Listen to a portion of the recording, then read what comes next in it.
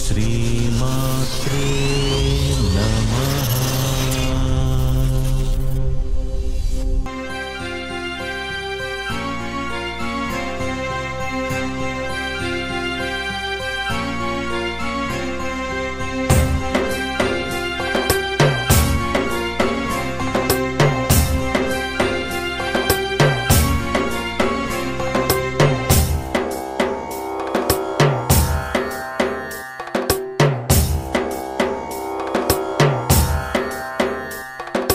श्रीमदनन्त श्रीविभूषित अप्पलक्ष्मी नरसिंहराज जय विजयी भव दिग्विजयी भव श्रीमदखण्ड श्रीविजयी भव श्रीविद्याधरि राधसुरेखा श्रीराघीधर श्रीपादा जय विजयी भव दिग्विजयी भव श्रीमदखण्ड श्रीविजयी भव.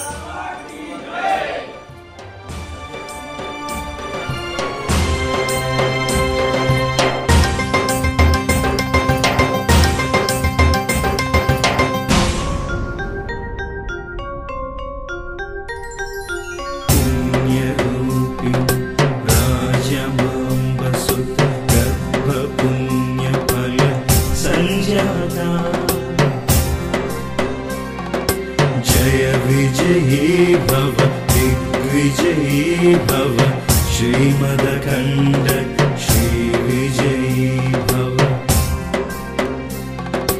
सुमतीनन्दन नरहरिनन्दन दत्तदेव प्रभु श्रीपादा जय विजयी भव दिग्विजयी भव श्रीमदखण्ड श्रीविजयी भव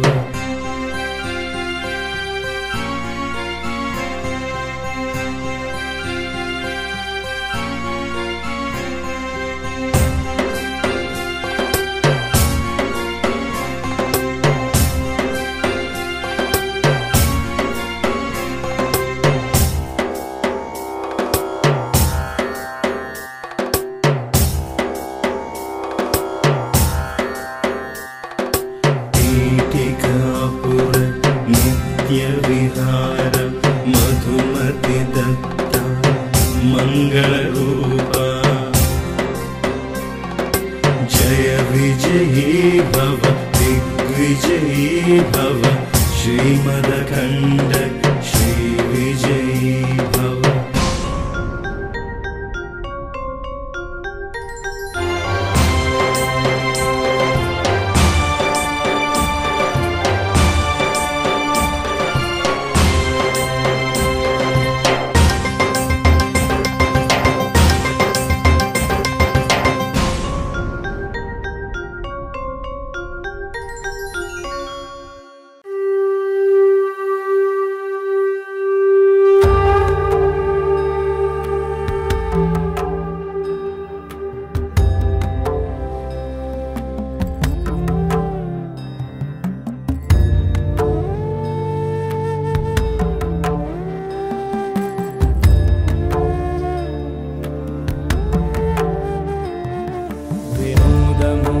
मोदिता दयोदयोज्ज्वलान्तरा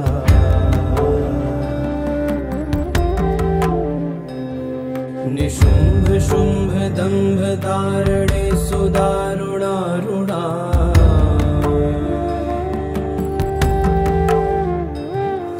अखण्ड गण्ड दण्ड मुण्ड मण्डले विमण्डिता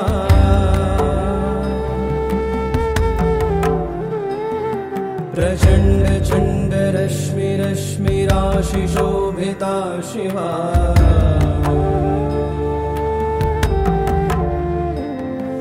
अमन्द नन्दी नन्दिनी धराधरीन्द्र नन्दिनी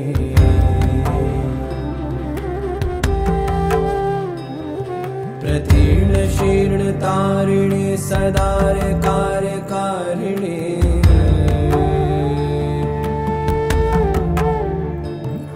तदन्ध कान्त कान्तक प्रियेश कान्त कान्तका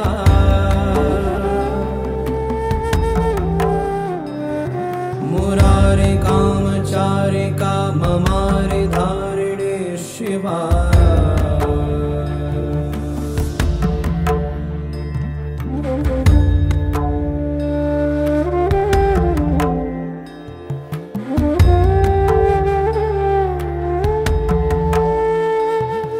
अशेष वेश शून्य देश भर्तृकेश शोभिता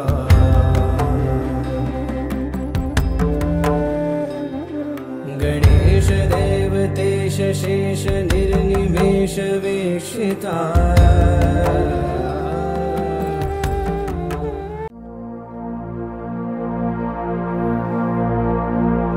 अनंत संसार समुद्रतार नौकायिताभ्यां गुरुभक्तिताभ्यां वैराग्य साम्राज्यदपूजनाभ्यां नमो नमः श्री गुरुपादुकाभ्यां कवित्ववाराशि निशाकराभ्यां दौर्भाग्यदावां बुधमालिकाभ्यां दूरीकृतानं रविपत्रिताभ्यां नमो नमः श्री श्री श्री विश्वभगवतीर्थ महास्वामी की जय।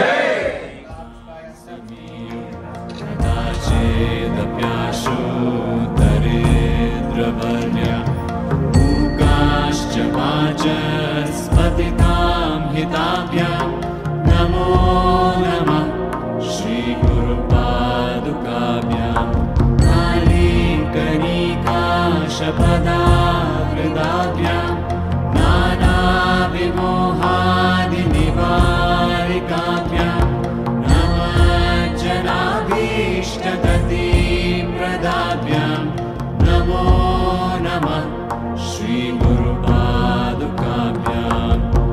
कृपालिमौली रजरत्नकान्ति सरिद्विराज झषकन्यकाभ्यां कृपत्पदाभ्यां नतलोकपङ्क्तेः नमो नमः श्रीगुरुपादुकाभ्यां पापान्धकारार्कपरम्पराभ्यां तापत्रयाहीन्द्रखगेश्वराभ्यां जाड्याद्रिसंशोषणवाणवाभ्यां नमो नमः श्रीगुरुपादुकाभ्यां शमादिषड्गप्रदवैभवाभ्यां समाधिदानव्रतदीक्षिताभ्यां प्रमादवाङ्घ्रे स्थिरभक्तिताभ्यां नमो नमः श्रीगुरुपादुकाभ्यां स्वार्चापराणामखिलेष्टताभ्यां स्वाहा सहायक्षधुरन्दराभ्यां स्वान्ता च भावप्रदपूजनाभ्यां नमो नमः श्रीगुरुपादुकाभ्यां कामादिसर्पव्रजकारुणाभ्यां विवेकवैराग्यनिधिप्रदाभ्यां बोधप्रदाभ्यां धृतमोक्षताभ्यां नमो नमः श्रीगुरुपादुकाभ्याम् अनन्तसंसारसमुद्रतार नौकायिताभ्यां गुरुभक्तिताभ्यां वैराग्यसाम्राज्यदपूजनाभ्यां नमो नमः श्रीगुरुपादुकाभ्यां कवित्ववाराशिदिशाङ्कराभ्यां दौर्भाग्यदावाम्बुधमालिकाभ्यां दूरीकृतानम्रविपत्तिताभ्यां नमो नमः श्रीगुरुपादुकाभ्यां नताययो श्रीपतितां समीयो कदाचिदप्याशु दरिद्रवर्य मूकाश्च वाचस्पतितां हिताभ्यां नमो नमः श्रीगुरुपादुकाभ्यां नालीकनिकाशपदाहृदाभ्यां नानाविमोहादिनिवारिकाभ्यां नमः जनाभीष्टगतिप्रदाभ्यां नमो नमः श्रीगुरुपादुकाभ्यां कृपालिमौली रजरत्नकान्ति सरिद्विराज झषकन्यकाभ्यां कृपत्पदाभ्यां नतलोकपङ्क्तेः नमो नमः श्रीगुरुपादुकाभ्यां पापान्धकारार्कपरम्पराभ्यां तापत्रयाहीन्द्रखगेश्वराभ्यां जाड्याद्रिसंशोषणवाणवाभ्यां नमो नमः श्रीगुरुपादुकाभ्यां शमादिषड्गप्रदवैभवाभ्यां समाधिदानव्रतदीक्षिताभ्यां प्रमादवाङ्घ्रे स्थिरभक्तिताभ्यां नमो नमः श्रीगुरुपादुकाभ्यां स्वाचापराणामखिलेष्टताभ्यां स्वाहा सहायक्षधुरन्दराभ्यां स्वान्ता च भावप्रदपूजनाभ्यां नमो नमः श्रीगुरुपादुकाभ्यां नामादिसत्ताव्रजकारुणाभ्यां विवेकवैराग्य ಪರಂಪರೆ ಎನ್ನುವಂಥದ್ದು ಇಡೀ ಜಗತ್ತಿನಲ್ಲಿಯೇ ದೊಡ್ಡ ಅದ್ಭುತ ಅಂತ ಹೇಳ್ಬೋದು. ಎಲ್ಲ ಧರ್ಮಗಳಿಗೂ ಕೂಡ ಒಂದು ಸೃಷ್ಟಿ ಇದ್ದುಕೊಂಡು ಸೃಷ್ಟಿಕರ್ತ ಅಂತ ಇದ್ದಾನೆ. ಈ ನಮ್ಮ ಪರಂಪರೆಗೆ ನಮ್ಮ ಧರ್ಮಕ್ಕೆ ಒಬ್ಬ ಸೃಷ್ಟಿಕರ್ತ ಅಂತ ಇಲ್ಲ. ಇದು ಸನಾತನವಾದಂತಹ ಪರಂಪರೆ ಅಂತ ಹೇಳ್ತಾರೆ. ನಮ್ಮ ಈ ಹಿಂದೂ ಪರಂಪರೆ, ಹಿಂದೂ ಧರ್ಮ, ಈ ನಮ್ಮ ಸಂಸ್ಕೃತಿಗೂ ಸನಾತನವಾದದ್ದು. ಸನಾತನ ಎಂಬ ಶಬ್ದವೇ ಅದನ್ನು ಹಾಗೆ ಹೇಳ್ತಾ ಇದೆ. ಸನಾತನ ಅಂದರೆ ಸದಾತನ, ಸದಾಕಾಲ ಇರುವಂಥದ್ದು ಅಂತ ಅರ್ಥ. ಯಾವಾಗಲೂ ಕೂಡ ಇರುವಂಥದ್ದು. ಅದು ಎಷ್ಟೇ ಪ್ರಳಯ ಆಗಲಿ, ಎಷ್ಟೇ ಆಪತ್ತು ಬಂದರೂ ಕೂಡ ಈ ಧರ್ಮಕ್ಕೆ ನಾಶ ಇಲ್ಲ. ಎಂದಿಗೂ ನಾಶ ಆಗದೇ ಇರುವಂತಹ ಧರ್ಮ ಅದು ನಮ್ಮ ಸನಾತನ ಪರಂಪರೆ. ನಮ್ಮ ದೇಶದ ಮೇಲೆ ಅನೇಕ ಜನರು ಲೇಂಛರಲ್ ಆಕ್ರಮಣವನ್ನು ಮಾಡಿದರು. ನಮ್ಮ ಸಂಸ್ಕೃತಿಯನ್ನು ಹಾಳು ಮಾಡಬೇಕು ಅಂತ ಪ್ರಯತ್ನ ಪಟ್ಟರು. ಸಂಪತ್ತನ್ನೆಲ್ಲ ದೋಚಿಕೊಂಡು ಹೋದರು. ಎಷ್ಟು ಸಂಪತ್ತನ್ನು ದೋಚಿಕೊಂಡು ಹೋದರೂ ಕೂಡ ನಮ್ಮ ಸಂಸ್ಕೃತಿಯನ್ನು, ಈ ಮಣ್ಣಿನ ಸತ್ವವನ್ನು ಅವರು ನಾಶ ಮಾಡಲಿಕ್ಕೆ ಸಾಧ್ಯ ಆಗಲಿಲ್ಲ. ಈ ದೃಷ್ಟಿಯಿಂದಲೇ ಈ ನಮ್ಮ ಸಂಸ್ಕೃತಿ, ನಮ್ಮ ಪರಂಪರೆ ಎನ್ನುವಂಥದ್ದು ಅಷ್ಟು ಅದು ಭದ್ರವಾದದ್ದು, ಸನಾತನವಾದದ್ದು ಅಂತ ಅರ್ಥ. ಈ ನಮ್ಮ ಮಣ್ಣಿನಲ್ಲಿರುವಂತಹ, ನಮ್ಮ ಭೂಮಿಯಲ್ಲಿರುವಂತಹ ಅನೇಕ ಈ ಮಠ ಮಂದಿರಗಳಿಂದಲೇ ಸಂಸ್ಕೃತಿಯ ರಕ್ಷಣೆ ಸಾಧ್ಯ ಆಯಿತು. ಹಾಗಾಗಿ ಶಾಂತಾನಂದ ಅವರು ನಮ್ಮ ಒಂದು ಶಕ್ತಿಪೀಠದ ಮೂಲಕ ನಿರಂತರವಾಗಿ ಧರ್ಮ ರಕ್ಷಣೆಯನ್ನು ಮಾಡ್ತಾ ಇದ್ದಾರೆ. ಅವರ ಪೂರ್ವಜರೆಲ್ಲರೂ ಕೂಡ ವೈರಾಗ್ಯವನ್ನು ಕಂಡು ಸನ್ಯಾಸಿಗಳಾಗಿದ್ದು ಜೀವವಾಗಿ ಪ್ರವೇಶ ಮಾಡಿದವರು, ಜೀವ ಪ್ರವೇಶವನ್ನು ಮಾಡಿದವರು ಅಂತ ಆ ಇತಿಹಾಸ ಇರುವಂತಹ ಶಕ್ತಿಪೀಠ ಇದು. ಅಂತಹ ಶಕ್ತಿಪೀಠವನ್ನು ಮುಂದುವರಿಸಿಕೊಂಡು ಅನೇಕ ವಿಧವಾದಂತಹ ಧರ್ಮ ರಕ್ಷಣೆಯನ್ನು ಮಾಡಿಕೊಂಡು ಹೋಗ್ತಾ ಇದ್ದಾರೆ. ನಿತ್ಯ ಅನ್ನದಾನವನ್ನು ಮಾಡಿಕೊಂಡು ಹೋಗ್ತಾ ಇದ್ದಾರೆ. ಇಂತಹ ಧರ್ಮ ರಕ್ಷಣೆ ಇವರಿಂದ ನಿರಂತರವಾಗಿ ಸಾಗಲಿ. ಅವರು ವಿಶೇಷವಾಗಿ ನಮ್ಮ ಉಡುಪಿಯ ಕೃಷ್ಣದೇವರು ಅನುಗ್ರಹ ಮಾಡಲಿ ಅಂತ ಹೇಳಿ ನಾವು ಗೋ ಸೇವೆಯನ್ನು ಕೂಡ ನಿರಂತರವಾಗಿ ಮಾಡಿಕೊಂಡು ಬರ್ತಾ ಇದ್ದೀರಿ. ಆ ಎಲ್ಲ ಸೇವೆಯನ್ನು ಮಾಡುವಂತಹ ಶಕ್ತಿಯನ್ನು ನಮಗೆ ದೇವರು ನಿರಂತರವಾಗಿ ನೀಡಲಿ. ಇದೇ ರೀತಿಯಾಗಿ ಮಕ್ಕಳ ಕಾಲದಲ್ಲಿ ಕೂಡ ಈ ಧರ್ಮ ರಕ್ಷಣೆ ಮುಂದುವರಿಯ ರೀತಿ ನಾವು ಕೂಡ ದೇವರಲ್ಲಿ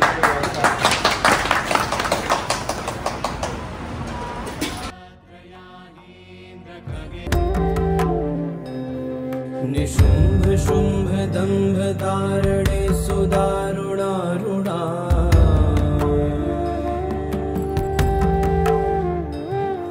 अखण्ड गण्ड दण्ड मुण्ड मण्डले विमण्डिता